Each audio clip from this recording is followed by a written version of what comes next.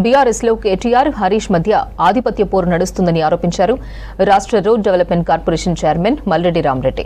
BRS నేతలు కావాలని ఎక్కడ వెళ్లినా అక్కడ సమస్యలు సృష్టిస్తున్నారని విమర్శించారు.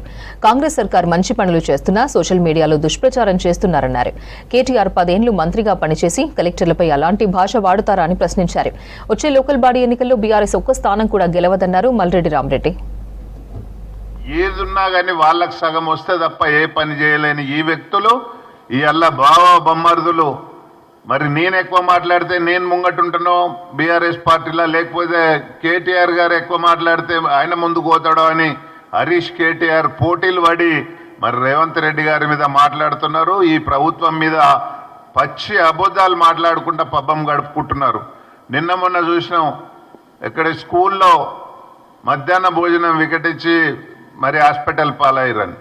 మీరు ఎక్కడ ఇష్యూ జరిగినా అంతకంటే ఒక రోజు ముందు ఈ బీఆర్ఎస్ నాయకులు పోయి మరి అక్కడ ఏం చేసి వస్తారో తెలియదు. వాళ్ళు పోయి వచ్చిన తెల్లారే మరి ఆ స్కూళ్ళల్లో సమస్య క్రియేట్ అవుతుందంటే మనం అర్థం చేసుకోవాలి.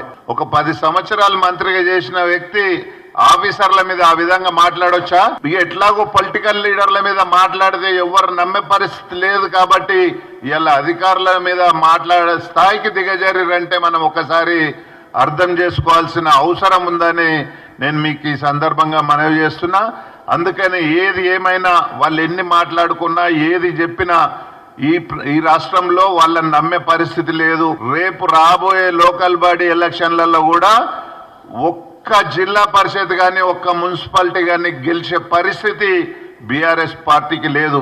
అందుకే పిచ్చెక్కి మాట్లాడుతూ ఉన్నారు. మనకందరికీ కనబడతట్టు సోషల్ మీడియాలో కనబడుతుంది తప్ప గ్రౌండ్ లెవెల్లో వాళ్ళని ఎవ్వరిని నమ్మే పరిస్థితి లేరు అని నేను ఈ సందర్భంగా మీకు మనవి చేస్తా ఉన్నా.